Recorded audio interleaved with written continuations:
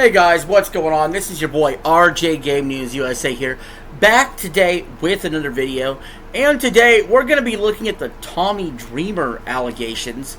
Apparently him and TNA parted ways, and then out of the woodwork, of course, a bunch of wrestlers, mostly women, come out to start accusing him of stuff.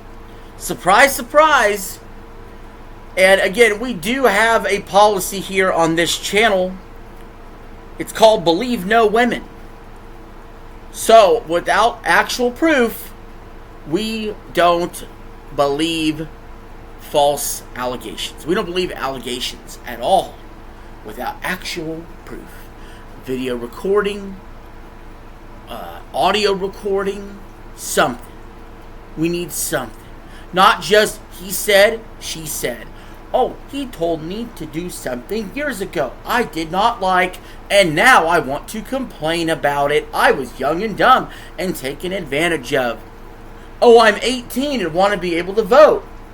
But when I'm 35, I go, well, when I was 18, the 27-year-old took advantage of me. That sort of bullshit can just cut right the fuck out. So if you all support that shit, smash the subscribe button if you support logic and reason, and we're going to logically and reasonably look at this Tommy Dreamer allegations here from the Vince Russo channel. And without further ado, let's begin the clip. Talked last week about Tommy Dreamer leaving TNA, and they had said that they had mutually agreed to part ways. Right. Well, this past week, a bunch of accusations have come out from talents, not specifically from TNA, but talent. Never while he's employed, right? Only when he leaves. From the Indies on Tommy Dreamer. Wrestler Carly Bravo said, "He told me I was very talented, but he couldn't hire me because he didn't know if he could market cocky black guy to the world." A referee named Perch says, "Tommy Dreamer pulled me aside backstage at a TNA show, telling me he would do everything he could to make sure I don't earn a job in the wrestling business." How's this any different than when Triple H brings out his golden shovel? How's this any different? "All I did was try to learn and grow from experiences, though his words were very discouraging for a young student to hear."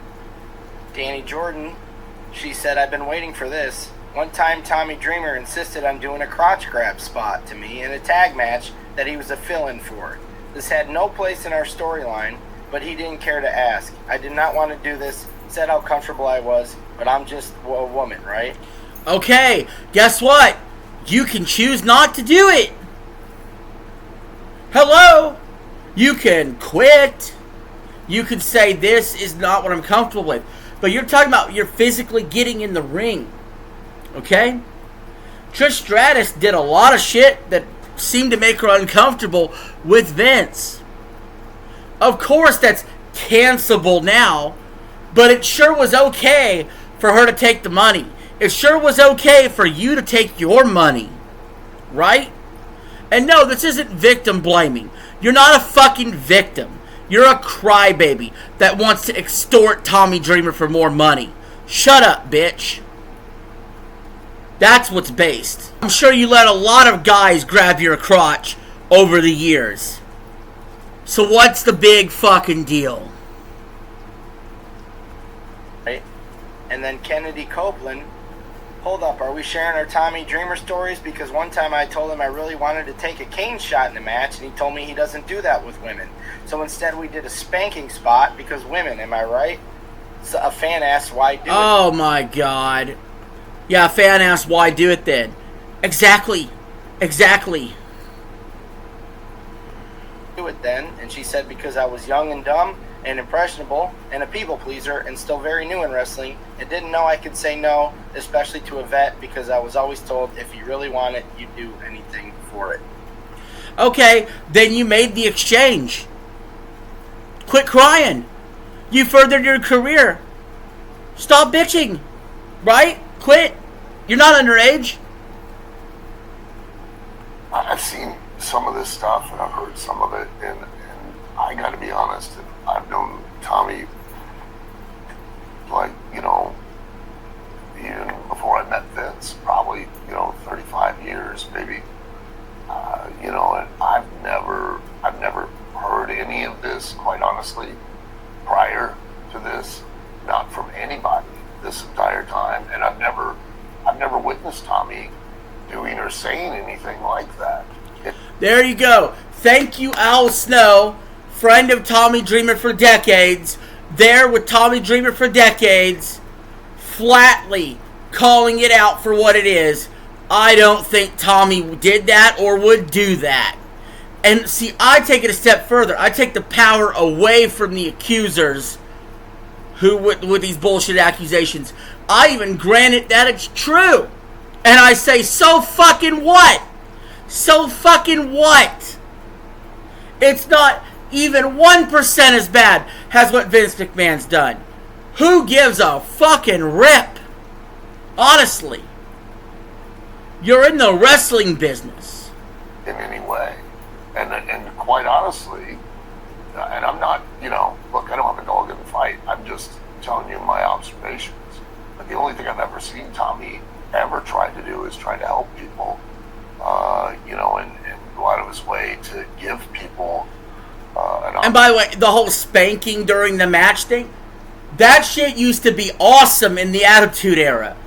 And one thing that happened with pro wrestling that's still true to this day is, even though they do let the women kind of dress sexy, they removed the sexualization of the women from wrestling, and that's a huge fucking problem. The only one that's really bringing back sexualization of women in wrestling is Liv Morgan. Everybody else, they want to act like they're Wonder Woman superhero action figures that just happen to have big tits. But we need to actually bring back the bra and panty matches. You need to actually bring back the dildo on a pole match or whatever the fuck you want to do.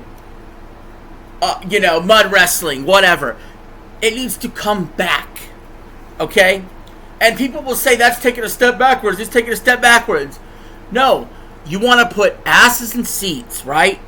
You want that 18 to 49 male demographic that you had in the Attitude Era to explode again. And one of the ways you do that was the Godfather's hose, it was Val Venus jokes, and it was bra and panties matches, mudslinging matches, shit like that. In addition to actually having good, thoughtful storylines for the top titles in the company. Right? But almost anybody I talk to would rather take a Trish Stratus versus Lita match, a bra and panty match of that any day over the shit we get now. Like freaking Io Sky versus freaking a fucking Kairi Sane. Who gives a rip? Oh shit. Okay. Anyway. Opportunity or a leg up within the business.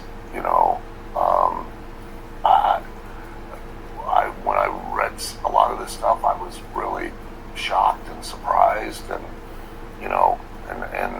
kind of speechless. I don't know what to say because I have never, not once, and I've known Tommy both times I was in ECW. Prior to going to ECW, I knew him on the independents. I knew of his reputation. I knew him in, WWE. I knew him, when he was a part of talent relations, and worked with him while I was working in OVW. I knew. Top commenter on this Vince Russo video says, Dreamer didn't want to cane a girl in the head, so he suggests a comedy spanking spot. What a monster. Yeah, what a monster. So horrible. This is the same woman that would probably fucking sell OF pics with her butthole any chance she'd get. Probably the same chick that's probably slept with 100 dudes, but can't take a comedy spanking wrestling spot. I mean, you do realize that men did degrading shit in wrestling too, right? What about the Vince McMahon kiss my ass thing? You know what I'm saying? I'm pretty sure that Paul Heyman didn't want to have to shove his fucking face in Vince McMahon's fucking ass. But they did it because it was for comedy and they made money. Right? And the thing is, they agreed to it just like you agreed to it. But now that the money's dried up, and now that Tommy's out of the business, you want to besmirch his name. Fuck you. You know, after that, in being involved in TNA, you were there, Vince, and I, you know, at the time, never once. I've never heard any of this kind of stuff. Not once. This is the truth. This isn't speculation, it's assumption, and this is just, it's the business. It's the nature of the beast. Especially when you're in charge of creative, which is you can attest to this, the absolute most thankless job in sports entertainment, you know, being somewhat part of creative sucks. They love you, absolutely adore you when one business is up to any degree, but it's not because of you, it's because of the talent. Okay? When business is down... Alright, let's see what Vince says. You're only doing this... Is he going to say anything? You're doing things... Talked about this. You know, it's a witch hunt. Now it's time to, you know... It's a witch hunt, thank you. Al Snow, thank you. We can take our focus off our own lives, and we can now watch the drama unfold as we burn Tommy Dreamer at the stake. Yes. And Mickey James stuck up for Tommy as far as that referee goes, Perch. Yeah. She tweeted, Perch, listen, I don't know you, but I do know Tommy Dreamer well enough to know that if he truly said this was the guy that said, Tommy said, I'll make sure you never have a job in wrestling. If he truly said this, there is far more to this story that you are conveniently leaving out. If you are going to come on here and attempt to bury someone, especially someone who is as loved, respected, and responsible for helping so many folks, including myself in this industry, then at least be completely honest. I understand you want to speak your truth and possibly gain a bit of recognition by jumping on the bandwagon. However, if this is your path to 15 seconds of X buzz, at least have the common decency to speak the whole truth.